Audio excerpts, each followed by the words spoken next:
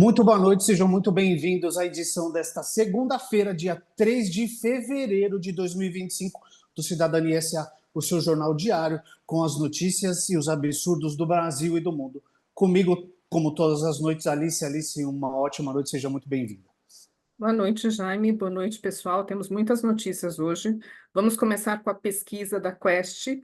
Lula venceria todos os adversários se a eleição fosse hoje. Gustavo Lima, veja bem, é o candidato da oposição que se sairia melhor na disputa com o petista, segundo o levantamento.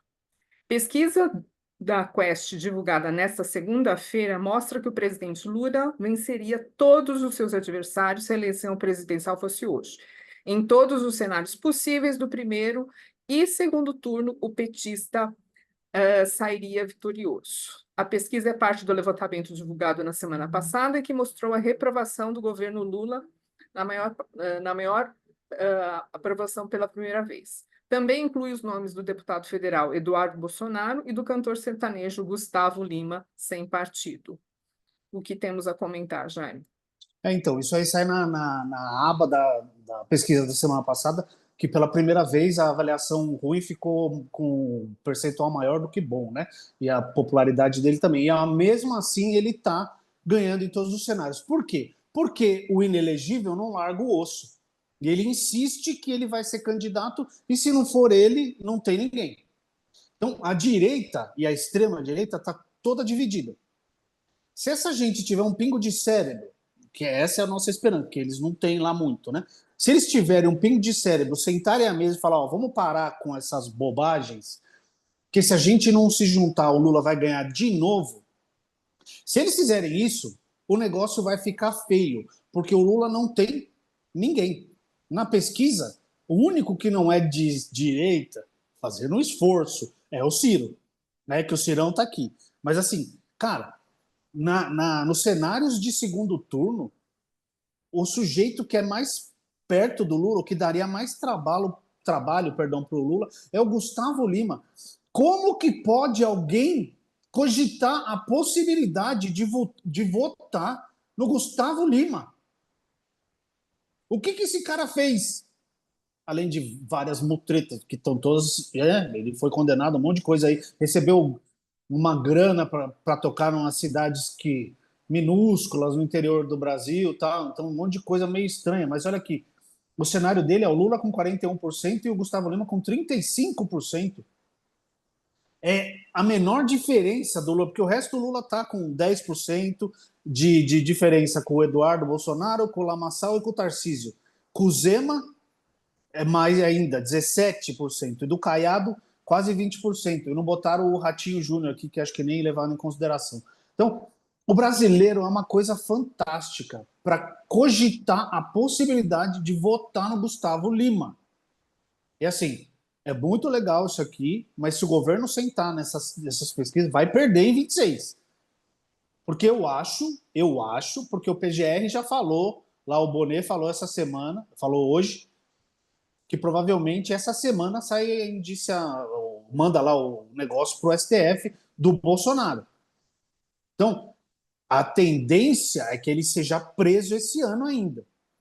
Com ele preso, ou eles se juntam, vai virar um bom lelê, que é a nossa esperança, e aí fica fácil para o Lula ganhar em 26. Porque se eles se juntarem, ferrou. Ok, vamos lá para uma notícia razoavelmente boa. Real tem segunda maior valorização frente ao dólar entre moedas de 27 países de janeiro. No primeiro pregão de janeiro, a moeda americana era cotada a 6,16. No último dia do mês, a cotação era de 5,83, uma diferença de mais de 30 centavos. Valorização foi de 6,41%. O real foi a moeda com a segunda maior valorização frente ao dólar entre as moedas de 27 economias globais em janeiro de 2025, segundo o levantamento da Einar Ribeiro, da Elos Aita Consultoria. No primeiro mês do ano, a moeda brasileira registrou um avanço de 6,41% em relação ao dólar. No primeiro pregão de janeiro, a moeda americana era cotada a 6,16, como já mencionei. Já na última sexta-feira, o último dia do mês, a cotação era de 5,83, uma diferença de mais de 30%. de 30%, perdão, 30 centavos. Se fosse 30% estava bom. É. Pois é, só não valorizou mais do que o rublo russo, né? E segundo o Rivero, cadê? Os números revelam uma tendência de fortalecimento de moedas de mercados emergentes em um contexto de ajustes monetários globais e recomposição de fluxos de capital. Então, essas coisas ninguém fala, né? Não sai em lugar nenhum. Agora, quando o dólar sobe, vai em tudo quanto é lugar e a culpa é do Lula. Se o dólar está caindo, então é mérito do Lula também ou não? Queria saber, só para entender. Aí fala aqui da taxa Selic de novo. Tarará, eu não gosto dessas coisas. O importante é que o real valorizou. Você sabe que eu não entendo muito desse negócio, não? Então é isso. O real foi a segunda moeda que mais valorizou em janeiro no mundo, perdendo só para o rublo russo. Parabéns. Ok. Agora vamos falar do nosso amigo Laranjão, as coisas que estão ocorrendo lá em cima. Então, o presidente do México anuncia acordo com Trump para pausar tarifas por um mês. Cláudia Sheinbaum afirmou que o México reforçará a fronteira com 10 mil membros da Guarda Nacional, enquanto os Estados Unidos trabalharão para impedir o tráfico de armas de alta potência para o México.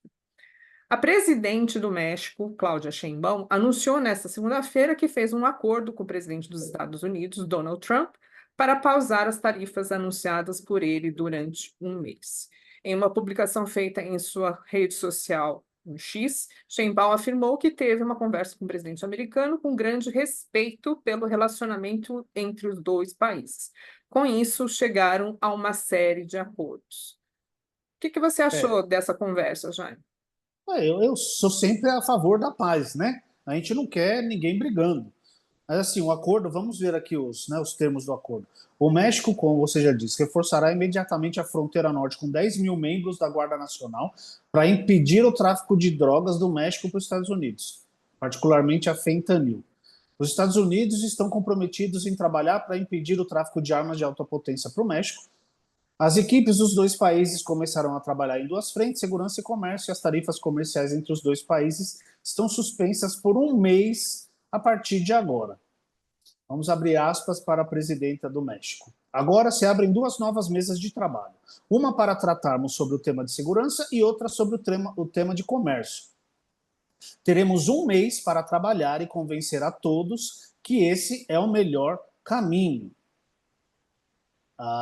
O Trump, aspas para ele. Estou ansioso para participar dessas negociações com a presidente Sheinbaum, enquanto tentamos alcançar um acordo entre aspas, tá? Entre nossos dois países. Aí ela fala aqui do Plano México, né? Que ela quer investir mais no México, tudo isso ela está fazendo pensando no povo mexicano, aquele lenga-lenga de sempre e tal. A economia do México é muito forte e esse acordo com os Estados Unidos nos dá tranquilidade e força em termos de relação que temos com qualquer país do mundo, sempre tomamos decisões frente à situação. Por que o Trump fez sábado? Ele foi para o pau com as três nações com que ele tem mais, com que os Estados Unidos têm mais negócios, né? China, México e Canadá. Aí cada um está respondendo de um jeito. A China foi lá pela Organização Monetária, o México foi para a conversa, e o Canadá, do Trudeau, falou: então nós vamos taxar vocês também. E foi pro pau. E assim, só que eles conversaram hoje, já, e tá tendo uma conversa agora, enquanto a gente tá gravando, então a gente não tem aqui os dados da conversa. Mas assim, o Canadá tá retalhando bonito, também taxou em 25%. Pela primeira vez, o hino dos Estados Unidos foi vaiado em 2 jogos de esportes lá no Canadá, um na liga de hockey, na NHL, e um no jogo do Toronto Raptors da NBA. Vaiaram o hino dos Estados Unidos. Fiquei bem triste com isso. A província de... Qual que foi mesmo? Esqueci agora. Uma província lá acabou com o contrato com a empresa do Musk, em retaliação a isso também, porque a tal da Starlink lá, que leva internet nos lugares meio longes, acho que foi Ottawa, não lembro se foi Ottawa. Eles falaram assim: tá suspenso o contrato, rasgamos o contrato, não vai ter, e não vai ter mais contrato nenhum com empresas estadunidenses aqui nessa província.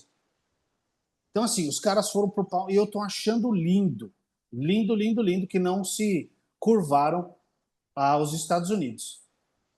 Eles colocaram também, não sei se vocês viram nos produtos, nos mercados, os produtos que são feitos, produzidos no Canadá, eles colocaram lá uma etiquetinha, Made in Canada, porque eles estão incentivando as pessoas a comprarem os produtos canadenses e não gastarem mais e não comprarem produtos importados dos Estados Unidos.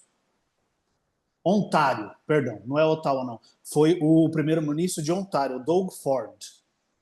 Também proibiu a entrada de bebida americana lá, porque os caras vendiam, eles faturavam 1 bilhão em vinhos, cervejas destilados e seltzers americanos. Isso acabou, escreveu Ford no X. E assim, tem algumas coisas que a gente não sabe, pelo menos eu não sabia. Mais de 60% do óleo dos Estados Unidos vem do Canadá. E quase 100% da energia americana vem do Canadá também. Então seria muito engraçado se por esse final de semana tem o Super Bowl, né? Que é o jogo lá do futebol americano. Imagina se os caras puxam lá e desligam a energia na hora do jogo, no meio do jogo. Ia ser uma coisa linda, mas eu não sei, eu tô achando que o Trudeau vai também fazer igual a Sheinbaum, vai entrar num acordo com o Trump nessas duas conversas de hoje.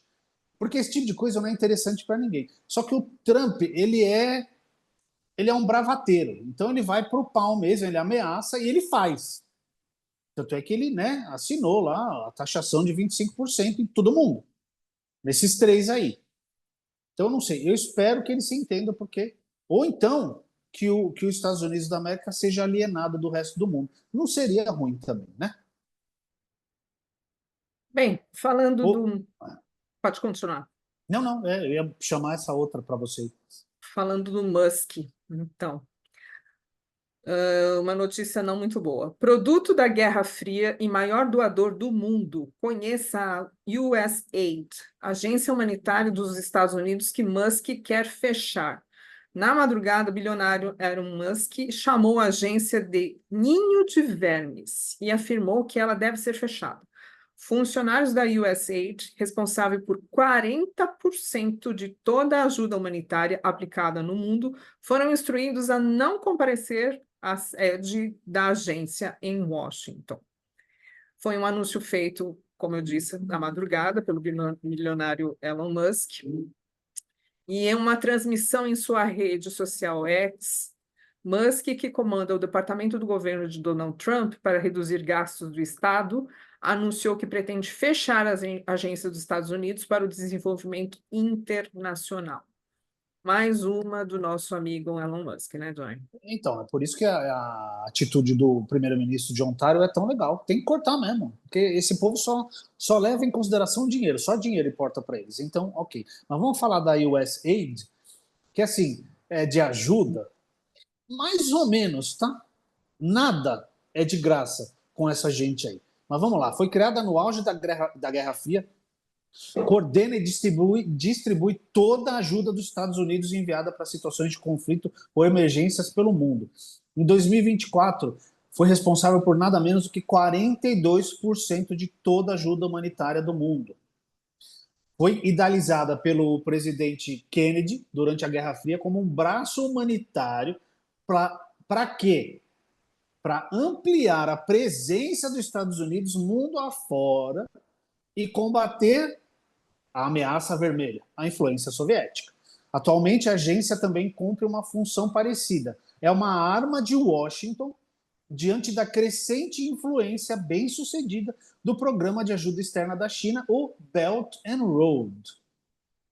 Então, assim, não é que eles estão lá para ajudar, não. Tudo é uma troca. Eles vão lá, dão uma grana e aí fica mais fácil fazer determinados acordos com os países que estão recebendo esse dinheiro. O ponto é, com esse negócio, porque o Trump já tinha falado que ia congelar por 90 dias. Lembra? Ele tinha falado, vou congelar por 90 dias. Vai morrer gente. E não vai ser pouco, não. Vai morrer gente pra caramba por causa dos devaneios desses dois malucos aqui. Ah, tará, que mais? Tem uma outra coisa importante aqui. Ah, o que ele falou? A USAID é administrada por um bando de lunáticos radicais. E estamos tirando todos de lá. Essa fase foi do Trump ontem à noite. A agência tem mais de 10 mil funcionários, é também o maior doador individual do mundo. No ano de 23, os Estados Unidos destinaram, por meio da agência, um total de 72 bilhões de dólares em ajuda humanitária para diversas áreas, incluindo saúde feminina em zonas de conflito, acesso à água potável, tratamento para HIV e AIDS, segurança energética e combate à corrupção. Eles são, de longe, o maior doador do planeta. Só que o que eles doam é menos de 1% do orçamento em assistência estrangeira. Então, do orçamento deles, né? Então, assim, e os caras já receberam mensagem hoje de manhã que não era para ir para lá, não vai, porque vai fechar, e falando que é tudo vagabundo, que é um bando, um ninho de cobra, cadê? Como resultado, colocamos vários funcionários da USAID em licença administrativa, parará. Cadê? Tem um outro negócio aqui. O Musk também lidera atualmente o departamento do governo para reduzir gastos de Estado do DOGE, DOGE na sigla em inglês. Como é que ele bota um cara desse para cuidar num negócio desse? Ficou evidente, aspas pro pamonha da Tesla, ficou evidente que não se trata de uma maçã com um verme dentro. O que temos é simplesmente um ninho de vermes. Temos que nos livrar de tudo. Está além de qualquer conserto. Vamos fechá-la. E ele confirmou várias vezes que o Trump está de acordo com tudo isso. Então vai morrer gente por causa dos devaneios desses dois malucos. Mas o único, se tem um país que pode entrar aí para dar uma segurada, é a China. E a China já está fazendo com o Belt and Road. Vamos ver com onde que isso vai parar. Tem uma notícia aí sobre o Brasil com isso, né, Alice? Sim. É a questão.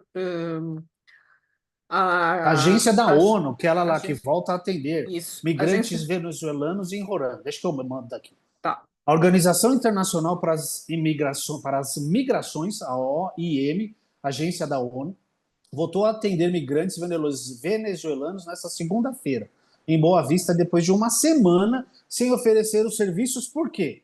Porque a organização havia deixado de atuar após o presidente dos Estados Unidos cortar os fundos para ajuda humanitária. Lembra na outra notícia? Ele tinha congelado por 3 meses, ele continua congelando, né?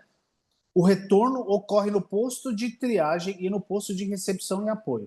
Em comunicado ao governo brasileiro, a organização diz que conseguiu recursos em substituição aos dos Estados Unidos para voltar a atuar em apoio à Operação Acolhida, força-tarefa do governo federal que atinge migrantes que chegam ao país por Roraima.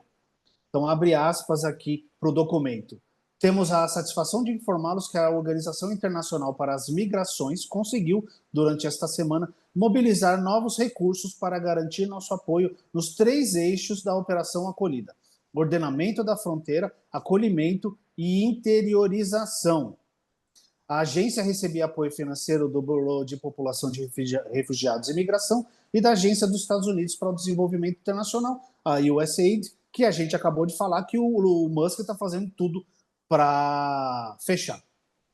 Aqui na reportagem não fala de onde veio essa grana, mas o importante é que eles conseguiram o dinheiro e para voltar a funcionar pelo menos emergencialmente, né? E estão ajudando um monte de gente da Venezuela, que é engraçado, o brasileiro reclama do que o Trump está fazendo, absurdo, absurdo, mas fizeram a mesma coisa com os venezuelanos que procuraram refúgio no Brasil quando a coisa lá ficou feia, né? Fala aí, Alice, o que é que aconteceu na Alemanha e na Argentina esse fim de semana? Alemanha e Argentina fizeram manifestações contra o fascismo no fim de semana. Milhares de pessoas na Alemanha e na Argentina fizeram manifestações antifascistas nesse final de semana. Em Berlim, no domingo, cerca de 160 mil pessoas, de acordo com a polícia, ou 250 mil, de acordo com a organização, se reuniram em um protesto contra a aproximação entre a direita e a extrema-direita alemãs, há 3 semanas das eleições parlamentares. Em Buenos Aires, a manifestação foi organizada por movimentos populares como resposta ao discurso de ódio do presidente Javier Milei, no sábado, em pronunciamento no Fórum Econômico Mundial em Davos, na Suíça. na quinta-feira, ele atacou ideais progressistas como o feminismo, o ambientalismo e a identidade de gênero. Precisamos realmente de cada vez mais manifestações desse tipo, né? A manifestação em Berlim deixou bem claro: somos a barreira de proteção. Exatamente. Se o povo não se junta, esses malucos da extrema-direita, eles vão fazer o que eles quiserem. Porque eles são malucos. É só ver o que o Milei fala, o que aquele povo da AfD lá, que é o partido de extrema-direita da Alemanha, o que o Trump fala. É assustador. Só que assim, é super bonito. As imagens aqui são super bonitas do tanto de gente em Berlim para ir contra esse negócio, porque as eleições são em 23 de fevereiro. Né? O negócio está muito perto. A Merkel também se comunicou, criticando bem a estratégia do Merz. Cadê aspas para Merkel? O partido do ódio é um problema fundamental nesse país. É isso que ele falou, foi a Friedman, uma figura da comunidade judaica alemã. Aqui, a Merkel. A ex-chanceler do mesmo partido do Merz quebrou o silêncio na quinta-feira, dia 30, para classificar sua estratégia como um erro. Embora o Merz rejeite a ideia de uma coalizão nacional com a AfD, ele já traiu sua palavra na semana passada. Como confiar nele? Disse a AFP Martina Bibel, manifestante em Berlim. Então, a coisa lá tá feia. E em Buenos Aires é o orgulho antifascista e antirracista. A Marcha do Orgulho foi uma resposta ao bando de bobagem que o Milei... Aliás, o Milei só fala bobagem, não? É impressionante a capacidade desse senhor de falar besteira. Eu não entendo como os argentinos elegeram o Milei, como os americanos, os estadunidenses, perdão, elegeram o Trump, e como nós, brasileiros, elegemos o inelegível em 2018 e quase em 2022. Mas é isso. Que bom que ainda tem gente se manifestando. A gente precisa de mais manifestações no mundo contra esse povo. Agora, Alice, diz uma coisa para mim. Tá chovendo aí? Está chovendo bastante e na região de Taboão da Serra não enchia fazia muito tempo, fazia alguns anos, porque foi construindo um piscinão lá. Só que esse piscinão não aguentou e, quer dizer, mas já estava meio que visível que isso ia acontecer e na noite passada todo o centro do Taboão da Serra encheu. Muitas pessoas já tinham as casas, o comércio com aquelas barreiras, porque já tinham construído na época que enchia antigamente.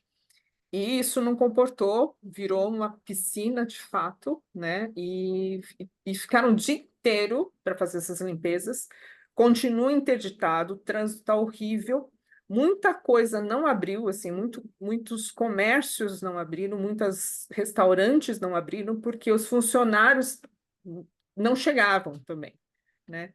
Então, muito prejuízo e uma coisa que se repete, uma coisa que é prevista e que acontece na cidade de São Paulo, né? Temos vários exemplos lá.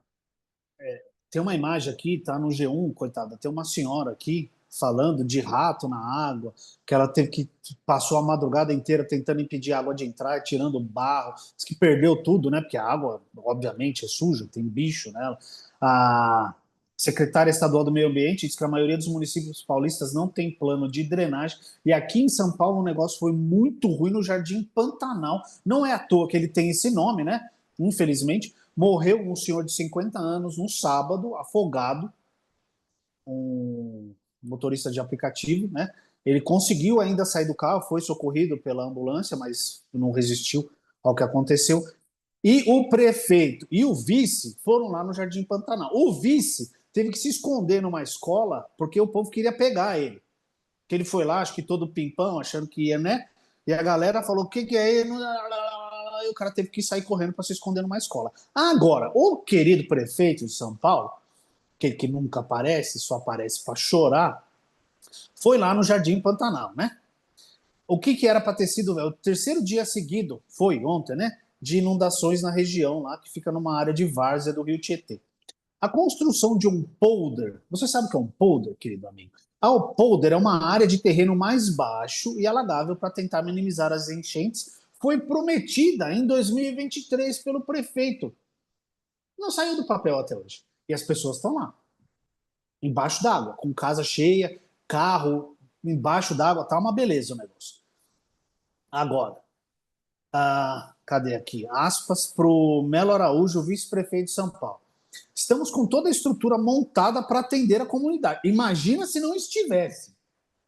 Alimentação, marmitas serão entregues, cestas básicas, colchões. Nós temos o Corpo de Bombeiros e a Defesa Civil presentes para atender a comunidade. As comportas do Rio Tietê não serão abertas e estão sendo controladas pelos técnicos da área. Muito bem. Isso foi o que o vice disse. Aspas para o Nunes. Lembra que ele não fez o polder, tá? Impossível ir contra a natureza, disse o prefeito de São Paulo. É um absurdo. Ele deu uma coletiva de imprensa hoje e afirmou que as obras de drenagem e contenção da água de extravasamento do rio Tietê não são uma opção viável.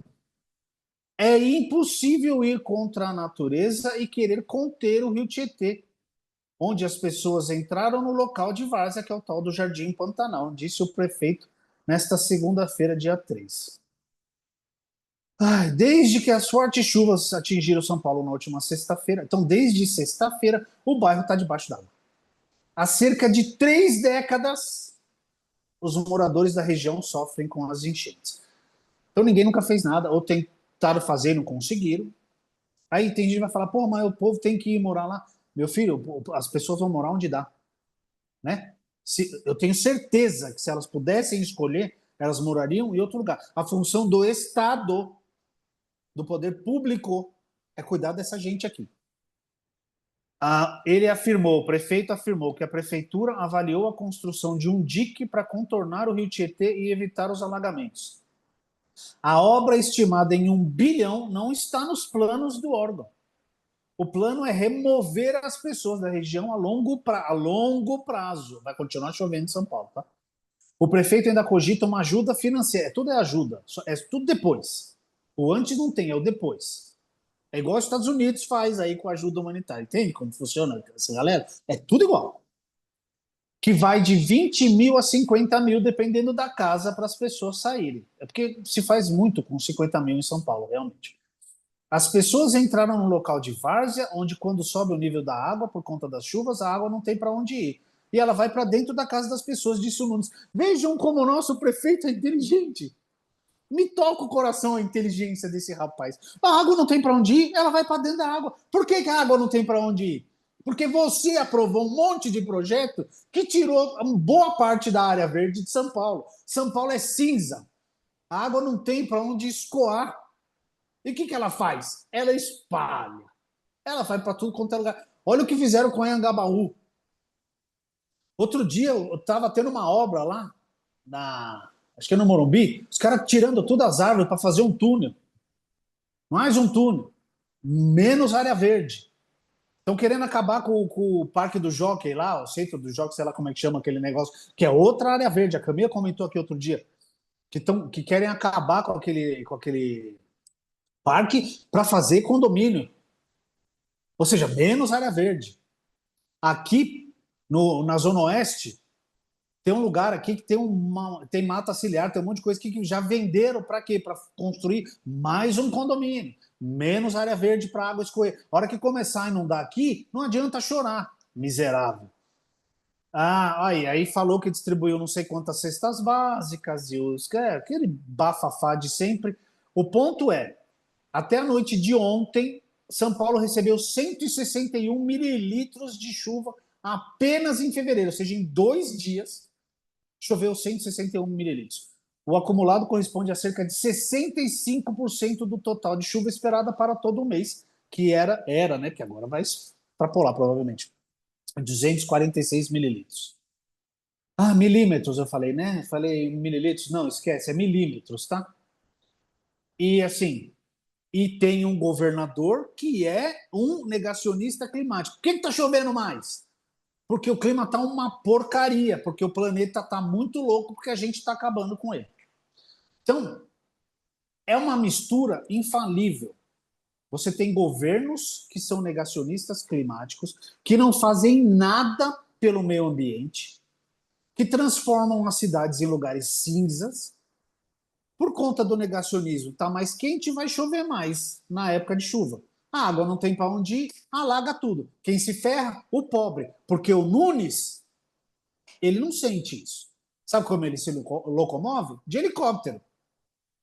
O pobre está lá, com a água, com a casa cheia d'água. O Nunes não está. Tarcisinho também não está. A secretária ali do meio ambiente também não está, não. É isso aí, Alice. Você quer falar mais alguma coisa desse bando? Não,